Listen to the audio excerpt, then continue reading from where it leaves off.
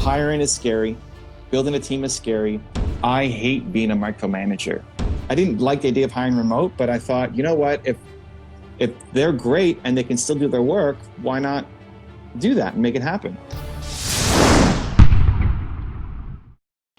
It's happening! Hey, there you are! Hey, all right. Where's home for you? Home is in the Netherlands. Home is in the Netherlands. Wow, that's yes, amazing. it's on the other side of the ocean. Yeah, that's amazing. I love the Netherlands. For my first book, Your One Word, I think of besides Canada and the US, the Netherlands, I think, was number 3 or 4 of people who've bought around the world, which is crazy. I mean, I know there's a lot of entrepreneurs, but it's a small country compared to bigger countries. But anyway, 17 million people. Tiny, right? It's the size of Florida, I think. It's tiny. Anyway, yeah. I love the entrepreneurs there. So Lady Lexi is part of my Movement Makers program, and I'm here to help. So what do you got? How can I help? Well, I'm writing a book for entrepreneurs, Nice. business owners who have their own team. And I understand that you have a team all over the world. And I wanted to know, how do you work with your team? How do you encourage them? How do they help you grow your business? Because the book is for people who want to experience freedom in their business and through their business. So what can you tell them about culture in your, just start somewhere. Yeah, sure. Okay. Just start somewhere. Good. So when I first started my company, I always thought I'd have a local team. I always thought it'd be I'm in Toronto, Canada. It'd all be Toronto people, go to the office every day and have my group. And then as I started bringing people on, I found that the people on my company, they wanted to travel. They wanted to explore. I was the oldest person in my company, and they all wanted to kind of explore and see the world. And I never thought about hiring remote. I didn't like the idea of hiring remote, but I thought, you know what, if they're great and they can still do their work, why not do that and make it happen? And they proved the case that it was doable and very workable. And so ever since, all I've done is basically hired remote. So we've got 30 people on the team. There's some who are local here to Toronto. If I'm doing filming, for example, I can't outsource a film crew to the Netherlands. But most of the people are around the world. And one is understanding that if you want to grow your big idea, you have to have a team. At the beginning, it's you, and that's fine. And I love that. I love the idea of starting yourself and building from there, but you can't do everything yourself. And I think a lot of entrepreneurs get stuck in trying to do everything themselves, hiring one person, and then it doesn't work out. And so they say, forget it. I'm not hiring again. I'm just going to do it myself. And you can go quickly doing it yourself, but you can't go very far doing it yourself. You're always going to be limited because you always have only so many hours in a day that you can spend working. And if you believe, like I believe, that everybody has Michael Jordan level, genius at something, then you have to surround yourself with the people who can take all the stuff off your plate that you don't enjoy doing and you're not very good at or don't want to be good at. So now we've got people spread out around the world, and even the ones who are local here in Toronto, because of coronavirus, I'm not meeting every day anyway. They're not coming over here. We're not hanging out. So in terms of keeping the culture, I think one, it starts with defining the culture and recruiting based off the culture. So if you look at my job postings, it'll always lead with, if I'm looking for a video editor, for example, it'll be like, looking for a video editor who believes in entrepreneurs. That's the headline.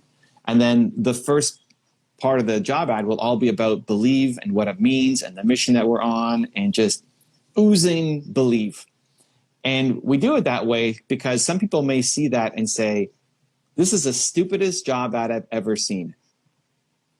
And that's great. Like, don't apply. We're not going to work well together. And other people will see that and say, wow, this is exactly what I'm looking for.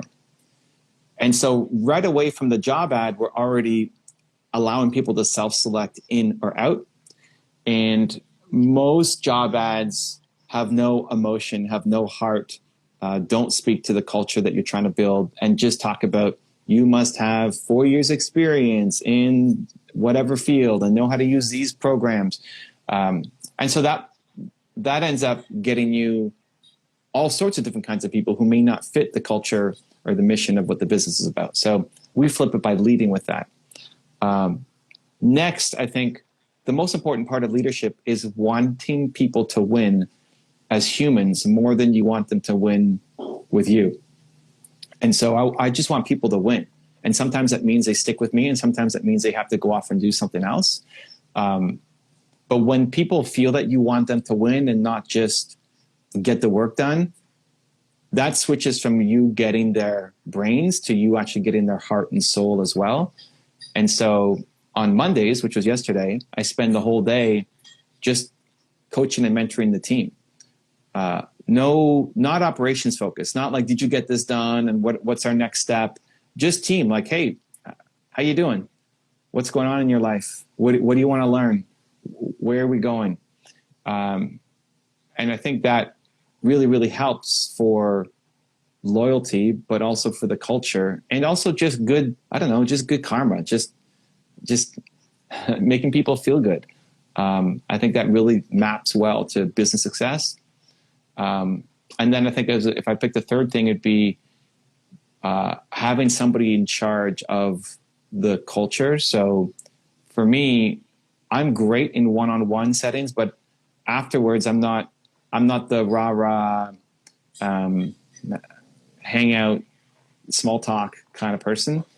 So my wife, Nina, is very involved with the members of the team, checking in, asking how they're doing, asking about their dating lives, like asking about their moving, just takes a very personal interest in them, which is great, which I don't really do. And so that balance works out really well. Okay, so would you say that your team feels like they are part of your family, your business family? Yeah, I hope so. I mean, that's the intention. we should have, you can interview them next if you want. That's okay. But yeah, that's the intention, is that we're doing this together, and that you're growing and learning, and it bothers me if people stop growing and learning. So if you're going to be around me, even if you're not on my team, just if you're around me, movement makers, like if people aren't building and growing and learning new skills and applying them, it bothers me. So yeah, I would hope that everybody feels like they're a part of the family. We probably do a much better job with some people than others, but I think overall people would say, yeah. So do you include your team on how business is going? And do they certain things that you say, I know that they're doing certain things what they're good at, but maybe you see something like, oh, you could do that too. Or maybe you could excel at this thing and they might not have thought about it. So what do you do if you see something like that? Yeah, so this is something that I love doing. I love finding the hidden potential in people. I love finding something and then giving them a task and then believing in them more than they believe in themselves. That's part of what I'm great at. Of all the things that I suck at and am not good at, that's one thing I'm really great at. And so even just yesterday, I was talking to somebody on our team who we've now put in charge of a lot of research on our channel. And she'd never done research. It wasn't what she signed up to do, administrative data entry kind of stuff. Basically pretty boring, work, but needed to get done. But I asked her to do one project, and she did such a great job of finding specific clips. It's like, oh, maybe we should have you in charge of research. And she didn't think she could do it, and she was afraid, and she, didn't have the skills and didn't go to school for it, and all of the limiting beliefs, right? I said, no, just do it. Like, I expect to make lots of mistakes at the beginning. That's okay. just pay attention to how you feel. And if it's challenging work for you and you like it, then let's keep it up. And so now she's been doing for the past, 2 months or so, all the research. And yesterday I was talking to her, just complimenting her on everything she's been doing and what a change has been. So I think being able to try to see the potential in people and what they could become, and how you might be able to give them an opportunity, I think is amazing. I think too, letting people see the end result of their work is important. And we could even do a better job of that. But a lot of times as the entrepreneur, I'm spoiled, right? I get to do speaking gigs. I get to talk with people on IG Lives. I get to see all the comments that come in. I get, after a speaking gig, people come up to me and ask me all sorts of questions, and I get to see the results of what we're doing. But really, that's all a big team effort, because I wouldn't be here without everybody who's contributed.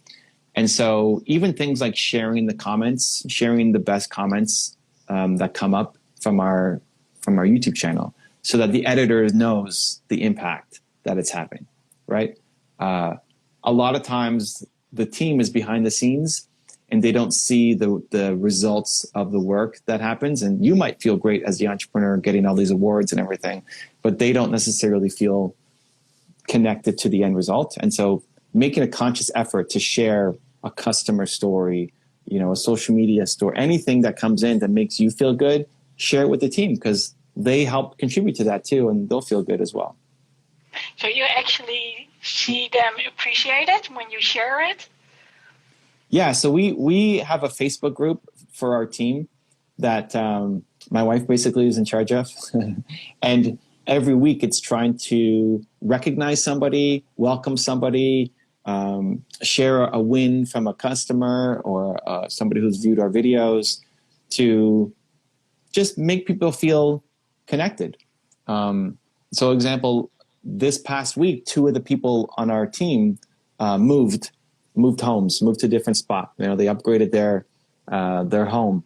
And so my wife, I wouldn't even think of this, but this is why it's good to have somebody, on the team doing this. My wife recognized them inside the Facebook group to say, hey, congrats to Christina and congrats to Mel for moving to their new place. And then everybody else is like kind of cheering them on and stuff. And, they might post some pictures of their new place and their unfinished kitchen, and just that builds the connection. So it's not when they have to work together on different projects, they kind of already know each other and like each other more than, oh, who's this stranger that I have to start working with?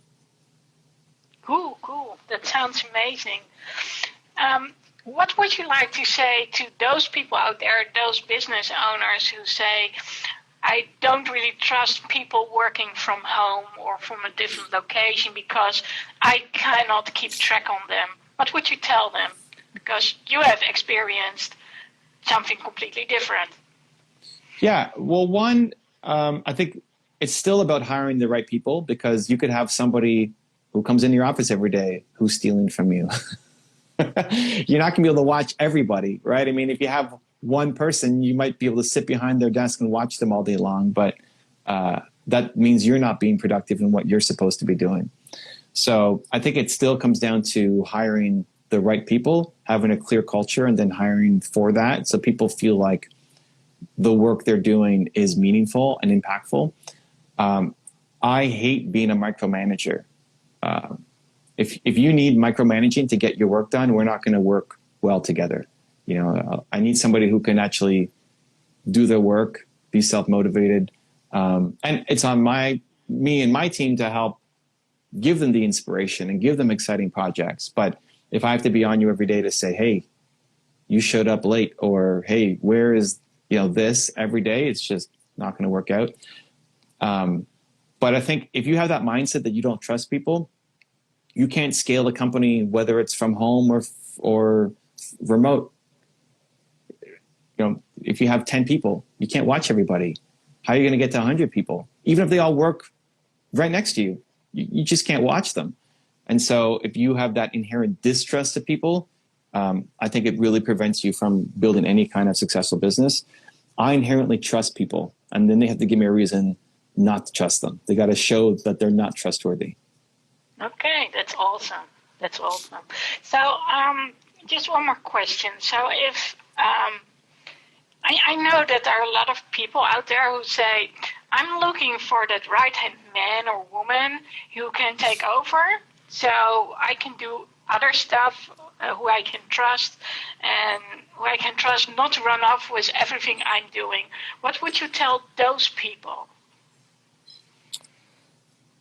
That they're afraid that the person's going to run off with all of their ideas? Yeah, so they say, I can't find the right person because if I hire someone who's self-supporting, they either might run off, or when I don't hire someone who's self-supporting but they're on my pay list, they don't feel as compelled, and they don't know what it's like to be an entrepreneur. So they're between, I'm not sure if I can hang on to those people who are working for themselves, who are entrepreneurs. And okay, so let's put people on the paycheck, but they don't understand what it is like to be an entrepreneur. Sure. Okay. Well, two different things then there. The first is, if you're afraid that they're going to leave you, again, that's not a recipe for success. It's like getting into a relationship and being afraid of getting a divorce. So does that mean you never date anybody and you never, right? I mean, it's just, it's losing thinking from the start. Your goal should be, just like in a marriage, I want to attract the right person, and then I want to keep them happy and keep them in love with what we're doing. And that should be your focus. If all of your energy is going into why are they going to leave me and how and when is it going to happen, and you've got this paranoia, it's the same mindset as this employee is going to be stealing from me. It doesn't mean that may not happen, but if you are working towards trying to keep the culture and try to keep people happy and growing and inspired, then they're much more likely to stick around.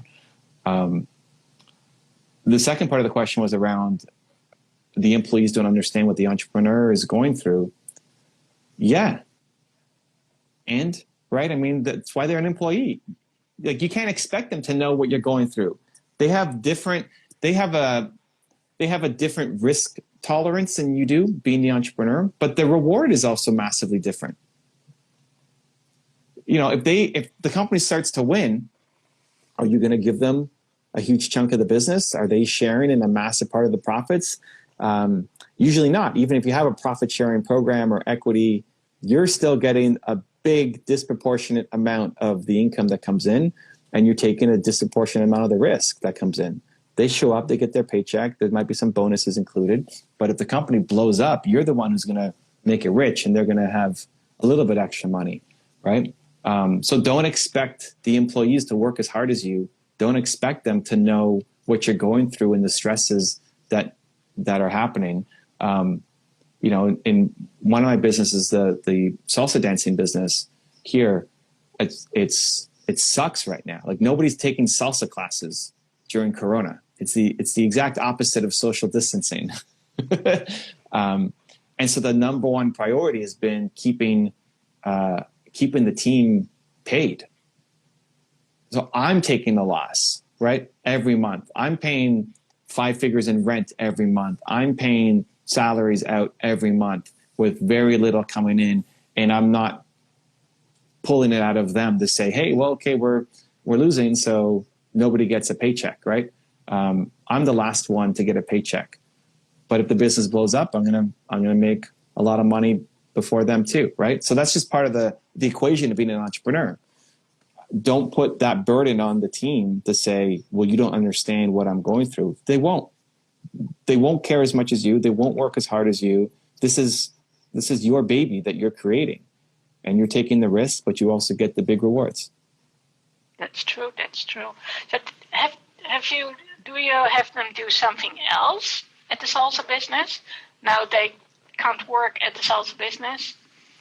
Well, we're trying to move to an online model. So there's still some people who are coming in, but it's much. Legally, we can't even have a full class would be 40 students. We can't do that legally in Canada, right? 10 is our max already. Even if we sold out max, we'd be at 25% capacity, 25% of revenue, which is crazy.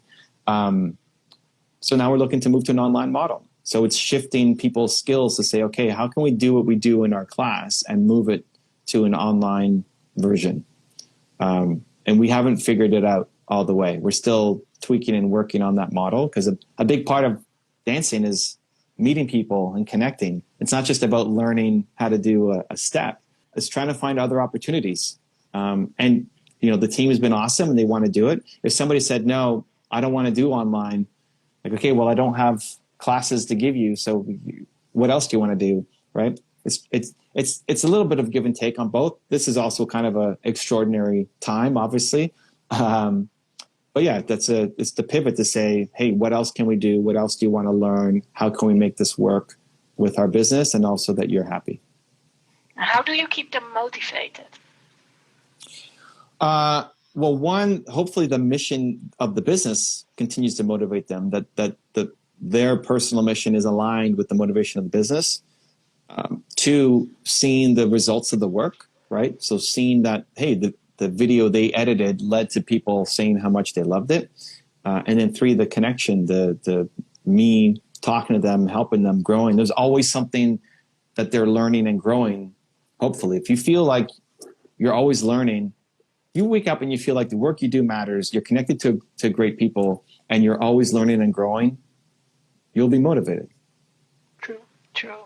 So is there one last thing you would like to say to those business owners out there? Yeah, just recognize that hiring is scary. Building a team is scary. You're going to make mistakes. The first person you hire is probably not going to work out. Not because they suck. It's because you suck at hiring, because you don't know what you're doing yet. And that's okay.